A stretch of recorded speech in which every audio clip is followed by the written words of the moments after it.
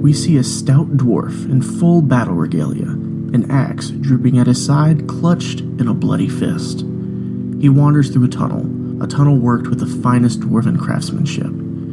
He hears booming above, at the surface, explosions of pure fire and destruction he knows. He comes to a door, the door to the mines of Silver Rock. He glances around, seeing none of his kin have made it to the evacuation spot as he has. He twiddles a thumb on the handle of his axe, the axe that he has fought so many battles with, and he shakes off the fatigue of battle that has crept over him the past few hours and turns back around on a march to find his lord and his kin. Everyone roll initiative. So I'm not still hidden? Don't think we are. I'm going to say since you were last in line, Zach, you're going to have a couple moments where they don't know you're there. What is rolling initiative? So you're going to roll a d20 and add your dex to it, I believe. Or it says at the top, initiative. Yeah. It's your dex mod and nothing else unless you add anything to it or something like that. Okay, I got a 15. Okay. I got a 19. Okay. Okay, 20. And... okay. So first up is going to be Gabriel. So to paint the picture, you're like 10 feet from these giant doors. When all of a sudden, looking to the left and right, you didn't realize that there's some cover behind a couple small rocks, and the wall actually goes a little bit further behind the doors, seemingly from a cave-in, almost like the wall collapsed out. And in it, two kobolds on your left, two kobolds on your right. The two on your right are each holding javelins, and then the ones to your left have daggers and slings at the ready. Alright. So what do you do? Who's up first? You are. I am. Sweet. Said Gabriel. Yep. What's that? I'll drop back and ready the bow. It's already prepped and ready. You're going to drop back a little bit. I will say that if you fall back, like if you move back from where you are, you're actually going to lose line of sight on them a little bit. Okay. Well, then fine. I'll just stay where I'm at. Shooting at the ones with the javelin. Okay. Give me a quick refresher on how combat works, because I am not used to D&D format. Yeah, so So, this is also for Rolando and any listener as well. During combat, you have a move action, a basic action, or a standard action, and a bonus action. The move action is, you move. You can move your full speed and then still do something. And these actions you can take in any order whatsoever. And then a standard action is attack, use a skill, use an object, different stuff like that. If you tell me what you want to do, I will tell you if it's going to be an action or not.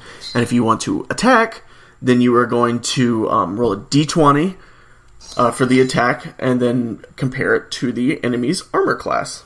Alright, here we go. Yeah, so 14. 14? Alright, yep, that's a hit. Damage. It's gonna be an 8. Alright, yeah. Did we ever settle on if we're using magic weapons? Yeah, you're using your magic weapon, yeah. I gave it Cool. to you. So it's an 8. You've got a magic weapon? I do. Yeah, so you haven't seen this yet, but so Gabriel had his bow already out, but as soon as he sees these kobolds, he just knocks an arrow back and lets it fly, and as he does, a shock of electricity or cold? Cold, sorry. Cold, okay. A blast of chill wind follows the arrow as it goes out, and it hits the kobold in the chest, and a big poof of ice freezes the body of the kobold as it falls to the ground, dead. Not one for me. Yeah, count up these kills. Okay, after that is Chirper. Okay, so the other side that Leaf's looking at. Mm-hmm. What kind of weapons do they have? They have daggers and slings. Okay. So, is there any way...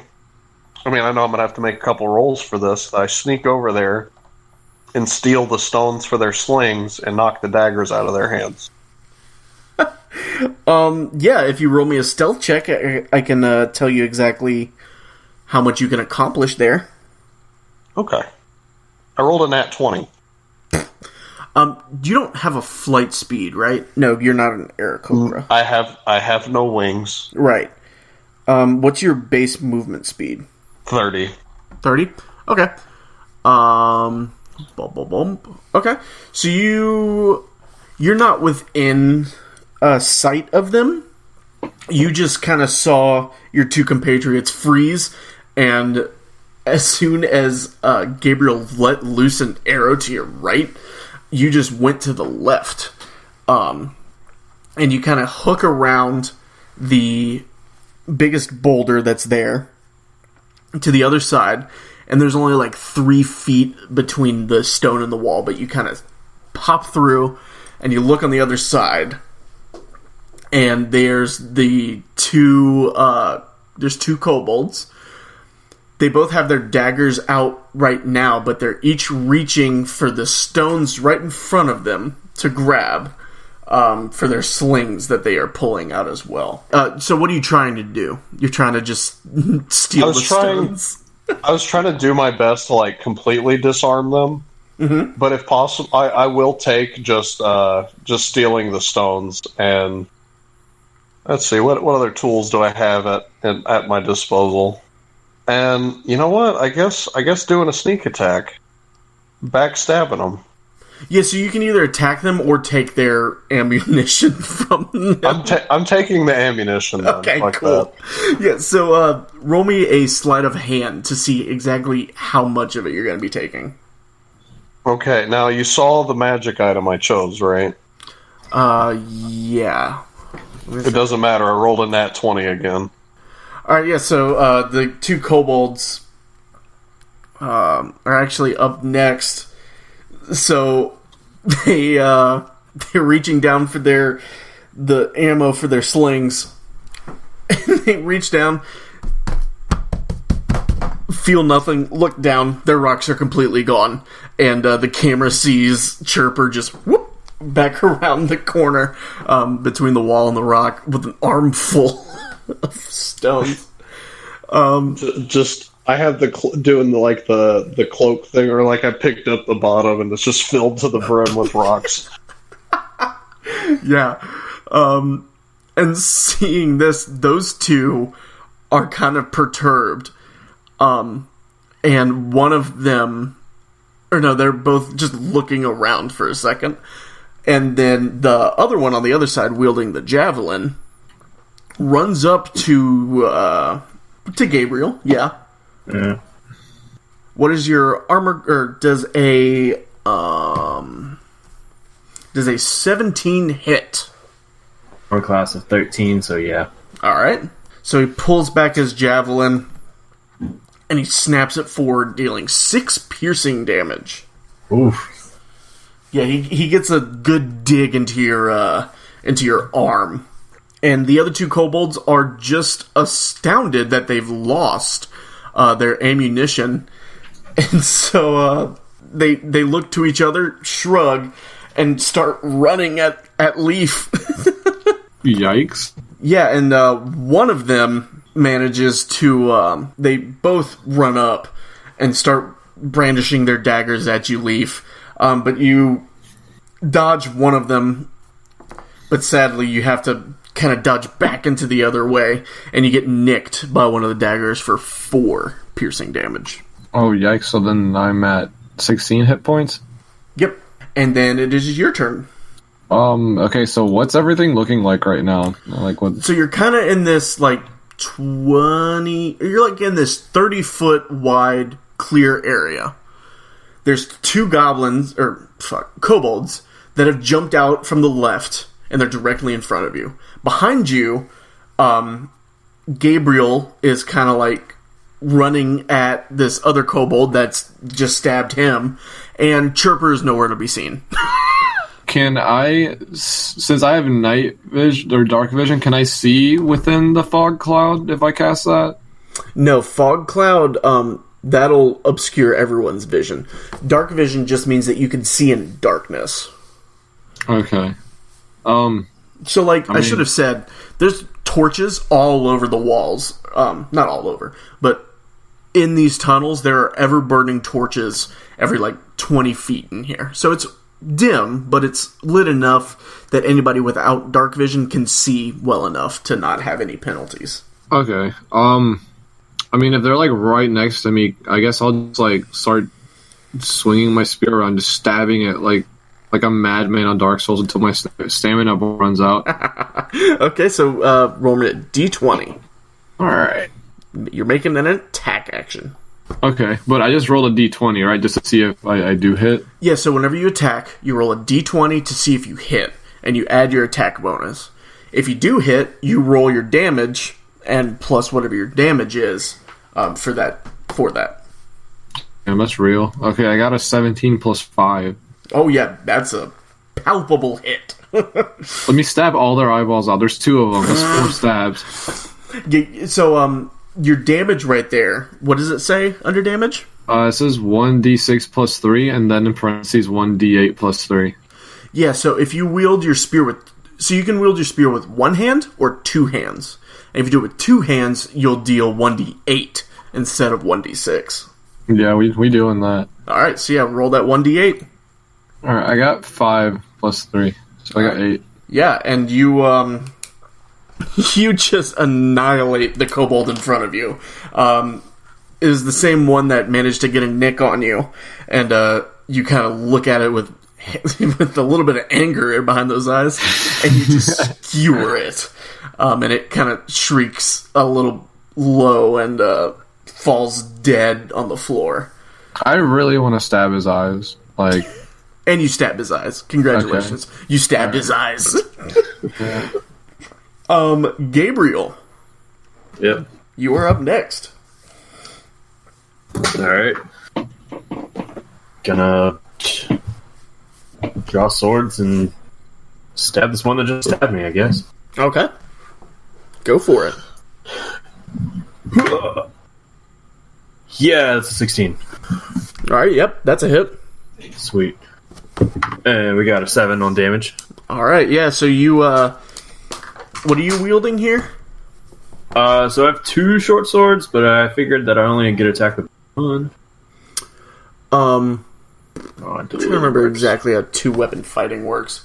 Regardless, you're going to be taking him down with just one of those swords. So you go through a whole attack action with him, trade some blows. He starts to parry with his javelin as he is pushed back, but eventually you just get a hard enough strike in, you break his javelin in 2, and then you stab through his... Oh, fuck. You stab him so hard that my dice go flying everywhere. Hell yeah. And he slumps to the floor. Chirper! What you doing, pal? Alright, so how many of these guys are left? 1. I'm gonna sneak up behind them and stab them with my rapier. Get him. So you're gonna have advantage on the attack. So you rolled 19. twice. Yeah. Yeah, Okay. the first one was 4, so let's not take that one. Okay. And then, so that's a hit. So roll your regular plus your sneak attack. Okay, so I get 1d8 plus 3, and then I get a bonus 1d6. Yep. 7 plus 6. Alright, yep. Yeah. He, I actually rolled really well for his hit points. I rolled a 10, which is the max that a kobold can have. But you just sneak up behind him, and the way it actually goes is you're still holding all the stones. So you sneak up behind him, and you drop them all in the same motion that you pull out your rapier, and you stab him 3 times as the stones clatter onto the floor. So he turns as he's getting stabbed 3 times with your rapier, and he falls to the floor dead. And then, from beyond the doors, you hear sort of a clatter and the voice of a couple more kobolds. What do you do? We're out of combat time now, so whatever y'all want to do, y'all do. Scuttle and find cover. Race for the next round. You're gonna... you're gonna chill out here, or you're gonna go in? Do we have to go the way that the kobolds are coming from? They're coming from the way that we're walking in? Well, the kobold sounds you heard were kind of far away, and they weren't coming towards you. You just heard, like, in the distance, like a... And then, like a... And that's it. Yep. Continue forward. That's what I'm doing. Continue forward. Agreed. Okay, yeah, I so... start making my chili. Zach, did you want to go so that you can start making your chili? No, I'm just going to start. I want to be as quiet as possible. Okay, so you guys, say marching order? Yep. Yeah. The leader goes first. The leafer. The leafer. So Leaf, you can make your way through the door without having to move it, but you kind of have to, like, shimmy in a little bit.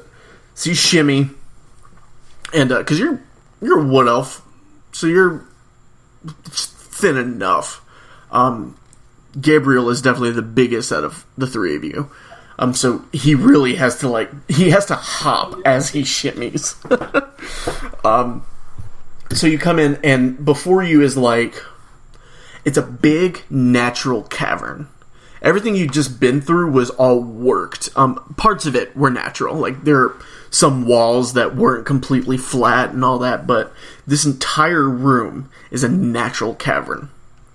And it has a few torches still burning on the walls and in the room, but most of them have gone out. Now, what you see before you is what seems to be... You went through one of these rooms on your way into the tunnels. It's like carts and a couple booths, and it's like where travelers come in and leave their horses and their carts and their traveling supplies. But it is disheveled to hell here. A bunch of carts and booths are ransacked of all their supplies. You don't see anything of any value in here. You could look through it, but you're not sure that you'd find anything. You see a couple dead horses, a couple dead donkeys, and other beasts of burden on the floor.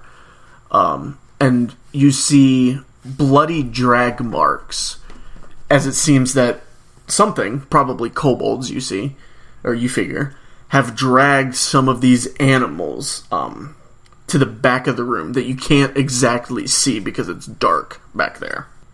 And I would say that this room is about a little bit wider than the tunnels that you've been coming through. And like I said, this is all natural. The floor is flat. They've at least worked the floor to be completely flat. But the walls and the ceiling, totally unworked. There's angles, there's little divots and all that. And you can't even see the ceiling and some of the wall because the torches are so low. So what do y'all do? I want to say fuck this room and keep going forward. Okay. Can I pause and, like, take readings of it? Like, see if there's anything of note of, like, maybe see, like, what's going on? Yeah, so you kind of just want to look around the room, see what's going on. Yeah, make a perception check. Jesus, what are words tonight? Okay, so 13. A 13? Yeah. Okay.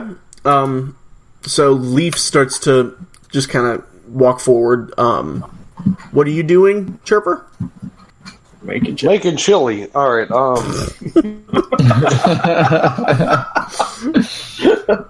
I am doing my best to, like, keep myself in a shrouded position while also kind of having my back to what's not happening. So trying to get a sit rep of everything. Okay. So would you also like to make a perception check? Sure. Okay. I rolled an 8. Okay. So, Gabriel, you're kind of looking around. What exactly are you looking at? What are you most interested in? Probably like the trauma that's in there, the blood, the drag marks, and everything. Zach, are you straining something?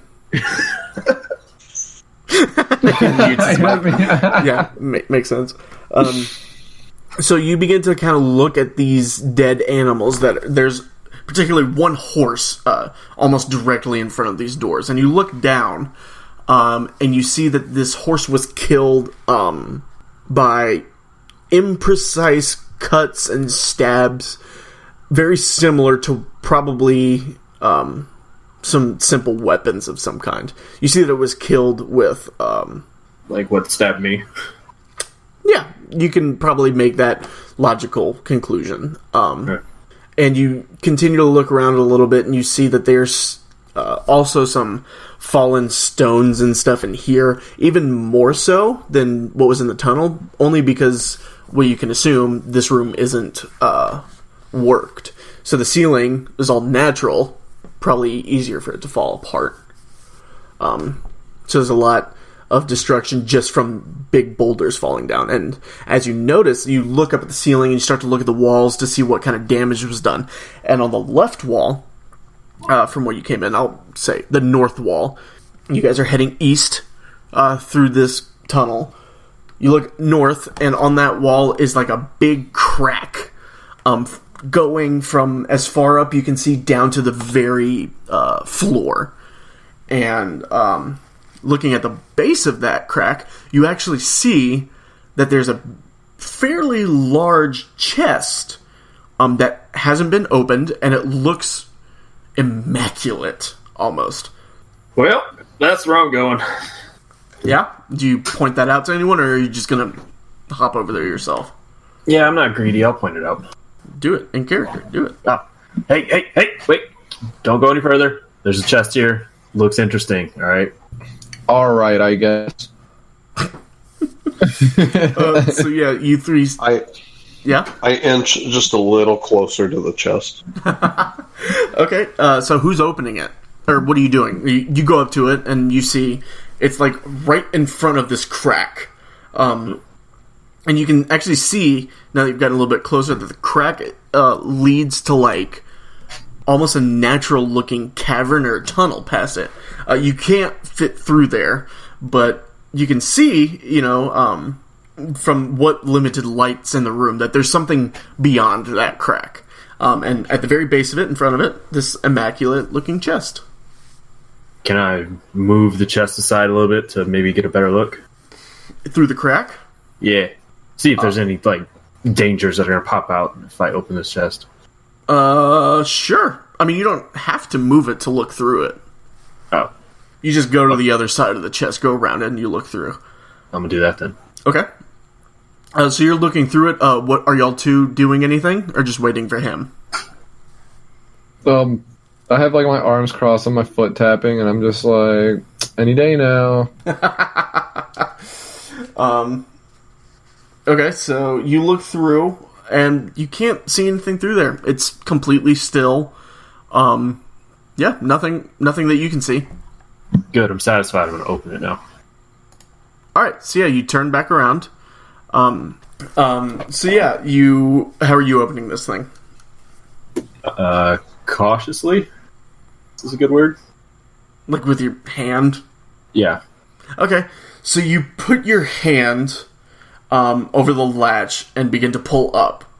Now, it goes up, and the inside of the chest turns into a mouth. And seeing this, you go to pull back, but your hand is completely stuck to the chest. Now, this isn't a chest. It's a mimic! It's a mimic. Damn it. So yeah, why don't we all roll initiative real quick? I'm cool with that. I got a 21. I got a 9. I rolled a 10. Alright. So first thing that happens before anything that y'all do, the mimic, with its head, the top of it is stuck to Gabriel's hand. Yep. He Amputate. Wow. Okay. Yeah. So it Don't kill me. it goes to take a bite out of your hand, but you just start kind of wiggling and like thrashing a little bit, and it can't get a good enough hold. And that was its surprise. That's it. So first up is Gabriel. Awesome. So I feel like I would shit my pants, and actually, no, Gabriel is shitting his pants, and he's going to immediately cast a spell. Is that your bonus action or your movement? This is just my action. Okay. The shitting his pants. Oh. Oh, no, that's the bonus action. Free action. That's a free... Shitting is a free action. I'll just say it now. Yeah. So I'm gonna cast. I apologize. It's okay. I'm gonna cast Ice Knife. Ice Knife? The fuck? Yeah, so you create a shard of ice, fling it at one creature within range. The range is 60 feet. Make a ranged spell attack against it. On a hit, it does 1d10 and then explodes and does a little bit more. Okay. It's my oh shit button. It's your oh shit button. Yeah. Okay. Alright, here we go. Ugh. Oh, wait, I have to make a dex save. Oh, no, you're right. Go ahead. Okay, I have to roll. Here we go. So then it's a 16. Okay. So, I think this is very appropriate for the situation. Mm-hmm. This is your oh shit button, right? You just do this. You just, oh! Yeah. So you do it, and it blasts into the top of the mimic, who takes 1d10 piercing, so roll that. This is 10. Yep, okay. That's 10. Jesus, that was high. 10, okay. So the shard digs into it, and I don't know what sound a mimic makes, but it's going to make that sound. That was okay. Terrifying. But then it explodes. So it makes that sound and then explodes? No, the shard explodes. Oh, I thought the mimic just exploded. So Gabriel and Leaf, I'm going to need y'all to make me dexterity saving throws. Sorry. Oh, fuck. I got a 6. I got a 15. Okay, what is your spell save, Jesse? 13. Okay. Jesse, you take, I don't know if I should roll the damage or if you should roll it. I'll just roll it. Let me roll it. 2d6 cold damage. Whatever you roll, that's what you're taking. Alright. So 2d6s. Jesus, if it's an It's 11 a or a 12. 5 and a 1. God, thank you. I have 11 hit points. Just putting that out there. Did I reroll the lowest? Actually, I have 5 now. That. Right, okay, cool. Alright, so yeah, that's Gabriel. And then the mimic, slightly enraged. Actually, Jesse, do you want to make a save to get unstuck from it? Sure. Alright, so you're going to be making a strength save with disadvantage. Disadvantage is you roll 2 and you take the lowest, right? Yes. Cool. Did I lose an arm yet? Okay, I got a 3. Yeah, no, you're still stuck to this thing. Yeah. And the mimic is going to reach up. And once again, you're swinging even more wildly. Now that the ice knife has exploded in your face, you've got ice shards in your face, and you're just, fuck! Do something! Yeah. Yeah, and then after that is Chirper, And me. who I can only assume is watching in absolute confusion. Just observing, not judging. Good, I'm glad. Well, how far away is this thing? I don't know if I can actually You're reach it 10 by feet foot. from it. You're very close. All right, has it seen me? So the way sneak attack works is you get the sneak attack bonus if you have advantage on the roll. So what you can do is you can just get to the other side of it, or you can get behind it, and you'll have advantage on the attack. So I'll tell you ways you can get an advantage. Attack something from behind. Attack something without it knowing you're there. Or flanking something with somebody else. So, like, Gotcha. if somebody's on the right side of something and you get to the left side, you'll have advantage, and yeah, you get it. So, yeah. You don't need to describe flanking to me. It's a steak. I played Survival Hunter in Battle for Azeroth. No, I didn't. I played it in Legion. I was about to say. Yeah, hey, I don't think you did. It's okay, you're not missing much. I know I'm not. Yeah, I'm gonna try and get behind it. Yeah, you can. Well, actually, I'm gonna get perpendicular to Jesse. Jesse's in front of it. Yeah, I don't want to like somehow miss and just impale Jesse through the heart. Yeah, you won't. You'll be fine unless you roll a 1. You're a better man than exactly. But you have Please don't advantage. roll a 1. So Exactly. So I have to roll 1 twice. yep. Snake eyes. I'm crossing my fingers. Woo! I was a 2 and an 18. Okay. All right. Yeah. So yeah, you got it. So roll your damage plus your sneak attack. 18. Okay. Leaf. What you got? I mean, that's a fucking tank of a mimic. Then did he not just? Yeah, it's a tank of a mimic. Yeah, so you have your hand over your face as the ice shards blow into you, and you look down and you see Chirper has stabbed it a couple times in the back. What are you doing? It'd be real fucked up to cure wounds on myself right now, right? No. I'm taking 4 points of damage. And I don't know how I feel about that. Fuck. You do you? Okay, no. I'm gonna grab a spear and I'm just gonna again just fucking try and poke it. So, Okay. alright. Not even try to stab it, just poke it.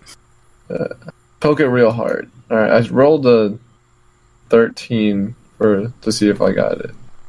Yeah, you got it. Alright, so now I roll. I'm still two-handing it, so I'm gonna roll the d8. Boop. And I got a 5, so I got an 8. All right. Yeah, so you stab through it a couple times, and it is currently just like freaking out a little bit. The bitch is still alive? Yes, it is. Gabriel, I would like to unstick my hand from this. you can do that at the end of your turn. Okay. Try to do that at the end of your turn. I'm gonna stab it with my sword. Okay. Do I have disadvantage? Maybe? Yeah. Yeah, you have disadvantage. Sure. Alright, 16. Yeah, that's it. Yeah, you hit. Okay, cool. 3! 3. 3! Cool. All right, yeah, so you kind of stab it one more time, and this mimic, it's freaking out at this point. It's gonna... Yeah, so it is going to unstick its... Or, here, Jesse, make your save with disadvantage. 10.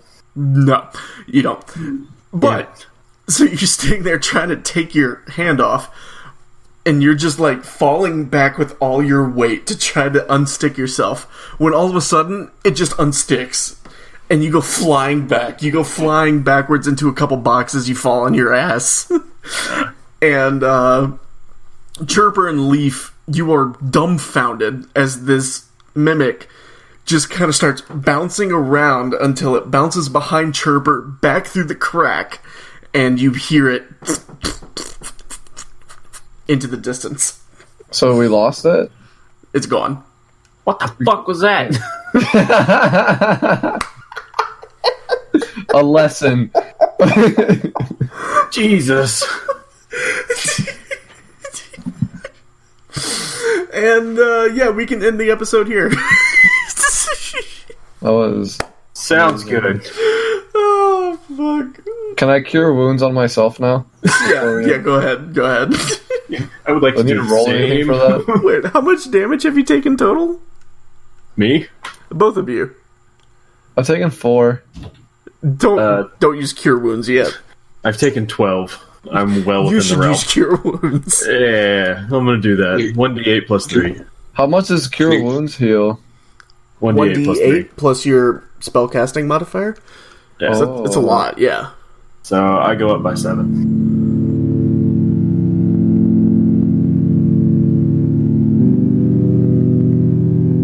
Okay. Can you guys hear this? Unfortunately. Wait, what are we hearing? I can't hear anything. Apparently not. Is I it was trying to make. I was making gross noises with my chili meat. No. delicious? That's what good pussy sound like. Yikes. Yikes. All right. Girl, you're not supposed to tell everybody that. All right, so Dylan, I missed the Scarab game that we never finished. The game with the fire scarabs. I remember that. Oh, yeah. I mean, this is kind of taking its place a little bit. Okay. And I was actually thinking of taking that adventure It's okay. and throwing it into this. Because I don't know if y'all noticed, but y'all are right next to a desert right now. So, it's an idea. Oh, okay, so it would be like that event. Okay, so we wouldn't have our other characters or anything. We would just play as these characters into that place. Mm-hmm. Yeah. Okay. I mean, I know these fire scarabs. I know their weaknesses now. I know what is being pumped into that room now.